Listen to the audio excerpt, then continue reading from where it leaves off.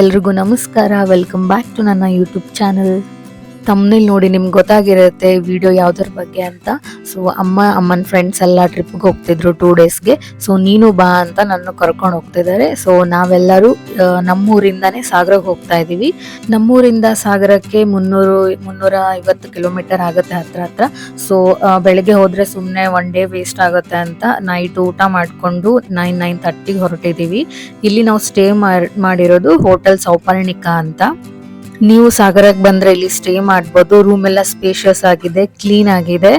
ನಾವು ಸಾಗರ ರೀಚ್ ಆಗೋಷ್ಟಿಗೆ ಬೆಳಗಿನ ಜಾವ 4:30 ಆಗಿತ್ತು. ಸೊ ನಾವು ರೂಮ್ ಚೆಕ್ ಇನ್ ಆಗಿ ಫ್ರೆಶ್ ಅಪ್ ಆಗಿ ಬಳೆ ಪದ್ಮಾವತಿ ಟೆಂಪಲ್ಗೆ ಹೋಗ್ತಾ ಇದೀವಿ. ವಡನ್ಬೈಲ್ ಇರೋದು ಶಿವಮೊಗ್ಗ ಡಿಸ್ಟ್ರಿಕ್ಟ್ ಅಲ್ಲಿ. ಸೊ ಸಾಗರದಿಂದ ವಡನ್ಬೈಲ್ಗೆ 40 ಕಿಲೋಮೀಟರ್ ಆಗುತ್ತೆ.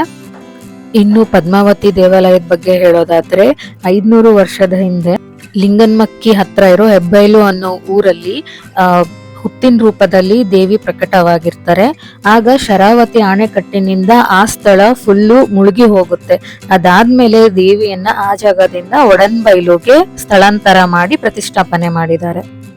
ಇಲ್ಲಿ ಮದುವೆ ಮತ್ತೆ ಮಕ್ಕಳಿಗಾಗಿ ಆಶೀರ್ವಾದ ಪಡೆಯೋಕೆ, ದೀರ್ಘಕಾಲ ಕಾಯಿಲೆಗಳಿಂದ ಪರಿಹಾರ ಪಡೆಯೋಕೆ, ಮತ್ತೆ ಅನುಕೂಲಕರ ಕಾನೂನು ತೀರ್ಪುಗಳು ಮತ್ತೆ ನಾಗದೋಷ ವಿಚಾರಣೆ ಎಲ್ಲ ಏನೇ ಇದ್ರು ಇಲ್ಲಿ ಬಂದು ದೇವಿ ಮುಂದೆ ಕೂತು ಸಂಕಲ್ಪ ಮಾಡ್ತಾರೆ. ಮತ್ತೆ ಇಲ್ಲಿ ಸಂಕಲ್ಪ ಮಾಡಿರೋದನ್ನೆಲ್ಲ ದೇವಿ ಈಡೇರಿಸ್ಕೊಡ್ತಾರೆ ಅನ್ನೋ ನಂಬಿಕೆ ಇದೆ. ಅವರ ಸಂಕಲ್ಪ ಈಡೇರಿದ ಮೇಲೆ ಬಂದು ಭಕ್ತರು ಇಲ್ಲಿ ದೇವಿಗೆ ಬಳೆಯನ್ನ ಕೊಡ್ತಾರೆ. ಹಾಗಾಗಿ ಅಮ್ಮಂಗೆ ಬಳೆ ಪದ್ಮಾವತಿ ಅಂತ ಕರೀತಾರೆ. ಇನ್ನು ದೇವಾಲಯದಲ್ಲಿ ಬೆಳಗ್ಗೆ ಮತ್ತೆ ಮಧ್ಯಾಹ್ನ ಪ್ರಸಾದ ಇರುತ್ತೆ. ಸ್ಯಾಟರ್ಡೆ ಸಂಡೇ ತುಂಬಾ ರಶ್ ಇರುತ್ತೆ. ವೀಕ್ ಡೇಸ್ ಅಲ್ಲಿ ಬಂದ್ರೆ ಆರಾಮಾಗಿ ದರ್ಶನ ಮಾಡ್ಕೊಂಡು ಹೊರಡ್ಬೋದು.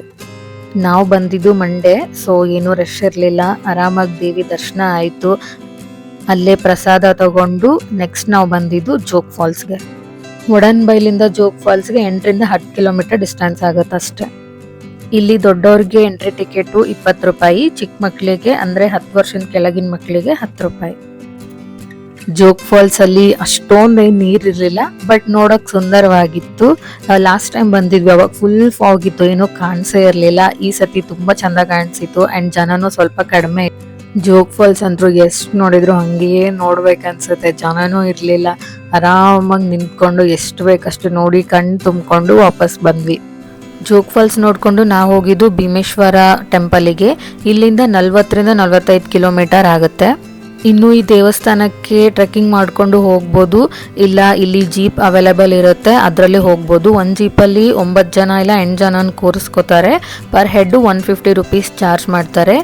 2.5 ಕಿಲೋಮೀಟರ್ ಆಫ್ ರೋಡ್ ಇದೆ. ಸೊ ನಮ್ಮ ವೆಹಿಕಲ್ಸ್ ಎಲ್ಲ ಇಲ್ಲಿ ಬರಲ್ಲ. ಸೊ ಇಲ್ಲಿರೋ ಜೀಪ್ನೇ ನಾವು ತಗೊಂಡು ಹೋಗಬೇಕು. ಆ್ಯಂಡ್ ನಾನು ನಮ್ಮ ಅಮ್ಮಂದ್ರಿಗೆಲ್ಲ ಆಫ್ ರೋಡ್ ಅಂದರೆ ಹೆಂಗಿರುತ್ತೆ ಅಂತೇನೂ ಹೇಳಿರಲಿಲ್ಲ. ಏನಾಗಲ್ಲ, ಮಣ್ಣಿನ ರೋಡ್ ಇರುತ್ತೆ ಅಷ್ಟೇ ಅಂತ ಹೇಳಿ ಕರ್ಕೊಂಡು ಹೋಗಿದ್ದೆ. ಇಲ್ಲಿಗೆ ಬಂದಮೇಲೆ ಎಲ್ಲರೂ ಕಿರ್ಚ ಆಡ್ಕೊಂಡು ಕುತ್ಕೊಂಡಿದ್ರು ಜೀಪಲ್ಲಿ. ಅಲ್ಲಿಂದ ಒಂದು ಸ್ವಲ್ಪ ನಡ್ಕೊಂಡು ಹೋದರೆ ಸ್ಟೆಪ್ ಸಿಗುತ್ತೆ. ಒಂದು 50 ಹತ್ರ ಮೆಟ್ಲಿದೆ. ಅದ್ರ ಪಕ್ಕನೇ ವಾಟರ್ ಫಾಲ್ಸ್ ಪಕ್ಕನೇ ಟೆಂಪಲ್ಲು. ಎಷ್ಟು ಚಂದ ಅಂತಂದರೆ ನೀವು ಜೋಗ್ ಫಾಲ್ಸ್ ಬಂದರೆ ಮಿಸ್ ಮಾಡದೆ ಈ ಪ್ಲೇಸಿಗೆ ಬಂದು ಹೋಗಿ. ಇನ್ನು ಪಾಂಡವರು ಅಜ್ಞಾತವಾಸದಲ್ಲಿ ಇದ್ದಾಗ ತಾಯಿ ಕುಂತಿ ಅವರಿಗೆ ಪೂಜೆ ಮಾಡೋಕೆ ಶಿವಲಿಂಗ ಬೇಕಾಗಿರುತ್ತೆ. ಆಗ ಭೀಮ ಹೋಗಿ ಲಿಂಗವನ್ನು ತಗೊಂಡು ಬಂದು ಧರ್ಮರಾಯನ ಕೈಯಲ್ಲಿ ಕೊಡ್ತಾರೆ. ಧರ್ಮರಾಯ ಅವರು ಶಿವರಾತ್ರಿ ದಿನ ಲಿಂಗು ಸ್ಥಾಪನೆ ಮಾಡ್ತಾರೆ. ಆಮೇಲೆ ಪೂಜೆಗೆ ನೀರಿರಲ್ಲ ಅಂತ ಅರ್ಜುನನಿಗೆ ಹೇಳಿದಾಗ ಪೂಜೆಗಾಗಿ ನೀರನ್ನ ಹೊರ ತೆಗಿಬೇಕೆಂದು ಅರ್ಜುನ ಅಲ್ಲಿರೋ ಬಂಡೆಗಳಿಗೆ ಬಾಣ ಬಿಡ್ತಾರೆ. ಆಗಿನಿಂದ ನಿರಂತರವಾಗಿ ವರ್ಷವಿಡೀ ಇಲ್ಲಿ ನೀರಿರುತ್ತೆ. ಇನ್ನು ದಾರಿಯಲ್ಲಿ ಹೋಗುವಾಗ ಲೀಚ್ಸ್ ಎಲ್ಲ ಇರುತ್ತೆ, ಒಂದು ಸ್ವಲ್ಪ ಕೇರ್ಫುಲ್ಲಾಗಿ ನಡ್ಕೊಂಡು ಹೋಗ್ಬೇಕು. ಆ್ಯಂಡ್ ನಿರಂತರವಾಗಿ ಇಲ್ಲಿ ಮಳೆ ಎಲ್ಲ ಇರೋದ್ರಿಂದ ಕಾಲು ತುಂಬ ಜಾರುತ್ತೆ. ಸೊ ಹುಷಾರಾಗಿ ನಿಧಾನಕ್ಕೆ ನಡ್ಕೊಂಡು ಹೋಗ್ಬೇಕು. ಬೆಳಗ್ಗೆ 6 ಗಂಟೆಯಿಂದ ಸಾಯಂಕಾಲ 5:30ವರೆಗೂ ದೇವಾಲಯ ಓಪನ್ ಇರುತ್ತೆ. ಅದಾದಮೇಲೆ ಇಲ್ಲಿ ಹೋಗೋಕ್ಕೆ ಅಲೌ ಮಾಡಲ್ಲ. ಇದಾದಮೇಲೆ ರಿಟರ್ನ್ ಹೋಗೋಷ್ಟಿಗೆ ಫುಲ್ ಹಶ್ವಾಗಿತ್ತು. ಬೆಳಗ್ಗೆ ನಾವು ಗುಡಿಯಲ್ಲಿ ಪ್ರಸಾದ ತೊಗೊಂಡಿದ್ದು ಬಿಟ್ಟರೆ ಏನೂ ತಿಂದಿರಲಿಲ್ಲ. ಸೊ ಇಲ್ಲೇ ಬಿಸಿ ಬಜ್ಜಿ ಎಲ್ಲ ಹಾಕ್ತಿದ್ರು, ಅಲ್ಲೇ ತಿನ್ಕೊಂಡು ಮತ್ತೆ ನಾವು ಸಾಗರಕ್ಕೆ ರಿಟರ್ನ್ ಹೋದ್ವಿ. ಆ್ಯಕ್ಚುಲಿ ಲಿಂಗನ್ಮಕ್ಕಿ ಡ್ಯಾಮ್ನ ಕವರ್ ಮಾಡಬೇಕು ಅಂದ್ಕೊಂಡ್ವಿ, ಬಟ್ ನೆನ್ನೆ ನೈಟ್ ಫುಲ್ ಜರ್ನಿ ಆಗಿತ್ತು ಆ್ಯಂಡ್ ಡ್ರೈವರ್ ಅಣ್ಣಗೂ ರೆಸ್ಟ್ ಇರಲಿಲ್ಲ. ಹಾಗಾಗಿ ರಿಟರ್ನ್ ಬಂದು ಇಲ್ಲೇ ಊಟ ಮಾಡಿ ರೆಸ್ಟ್ ಮಾಡಿದ್ವಿ. ಬಿಕಾಸ್ ಬೆಳಗ್ಗೆ 4 ಗಂಟೆಗೆ ಇಲ್ಲಿಂದ ಹೊರಡಬೇಕಿತ್ತು. ಬೆಳಗ್ಗೆ ರೆಡಿಯಾಗಿ ಚೆಕ್ಔಟ್ ಮಾಡೋಷ್ಟಿಗೆ 4:30 ಆಗಿತ್ತು. ಆ್ಯಂಡ್ ಚೆಕ್ಔಟ್ ಮಾಡಿ ರೂಮ್ಗೆ ತೊಗೊಂಡು ಗಾಡಿಯಲ್ಲಿ ಕುತ್ಕೊಂಡ್ಬಿಟ್ಟಿದ್ದೆ. ಮತ್ತು ನೆನಪಾಗಿ ಹೋಗಿ ರಿಟರ್ನ್ ಮಾಡಿಬಿಟ್ಟು ಬಂದೆ.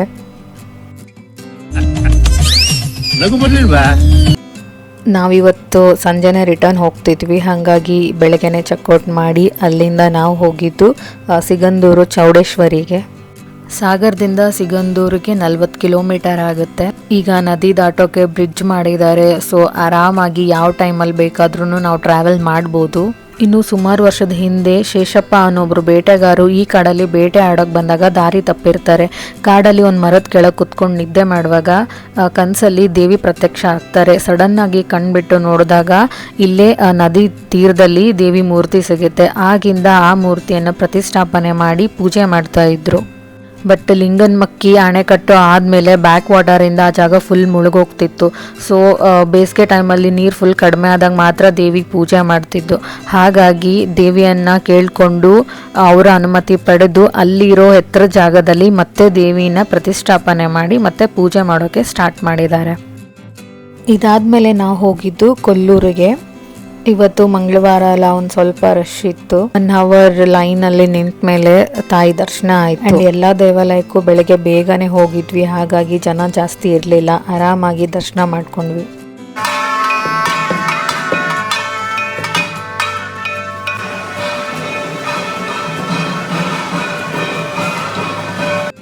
ದರ್ಶನ ಆದಮೇಲೆ ಇಲ್ಲೇ ನಾಷ್ಟ ಮಾಡೋಕೆ ಬಂದ್ವಿ. ಇದು ದೇವಸ್ಥಾನ ಹತ್ರನೇ ಇರೋದು. ನಾಷ್ಟ ಆದಮೇಲೆ ನಾವು ಊರಿಗೆ ಹೊರಟ್ವಿ. ಹಾಗೆಯೇ ದಾರಿಯಲ್ಲಿ ಇಡುಗುಂಜಿ ಗಣೇಶನ ದರ್ಶನನೂ ಮಾಡ್ಕೊಂಡ್ವಿ.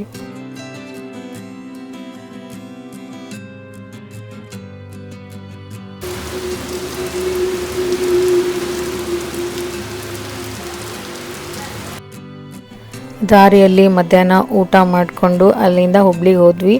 ಅಮ್ಮಂದ್ರಿಗೆಲ್ಲ ಶಾಪಿಂಗ್ ಮಾಡೋಕ್ಕಿತ್ತು, ಹಾಗಾಗಿ ನಾವು ನಾಷ್ಟ ಮಾಡಿಕೊಂಡು ಬೇಗನೆ ಅಲ್ಲಿಂದ ಹೊರಟಿದ್ವಿ.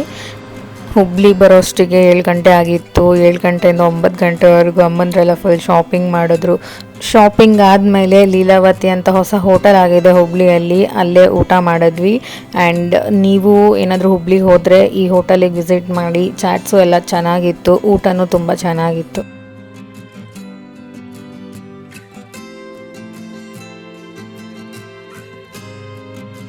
ಊಟ ಎಲ್ಲ ಮಾಡಿ ಇಲ್ಲಿಂದ ಹೊರಡೋಷ್ಟಿಗೆ 10:30 ಆಗಿತ್ತು. ಮನೆ ರೀಚ್ ಆಗುವಾಗ 3:30 ಆಗಿತ್ತು. ಸೊ 2 ದಿನ ಪ್ರಾಪರ್ ನಿದ್ದೆ ಇರಲಿಲ್ಲ, ಬಟ್ ಎಷ್ಟೊಂದು ಮೆಮೊರೀಸ್ ಕಲೆಕ್ಟ್ ಮಾಡಿದ್ವಿ. ಹೋಗಿರೋ ಜಾಗ ಎಲ್ಲ ಚೆನ್ನಾಗಿತ್ತು, ಎಲ್ಲ ದೇವ್ರ ದರ್ಶನವೂ ಚೆನ್ನಾಗಾಯಿತು. So this was it for today's video. ನಿಮಗೆಲ್ಲ ಇಷ್ಟ ಆಯಿತು ಅನ್ಕೋತೀನಿ. ಮುಂದಿನ ವಿಡಿಯೋಲಿ ಸಿಗೋಣ. ಹರೇ ಕೃಷ್ಣ.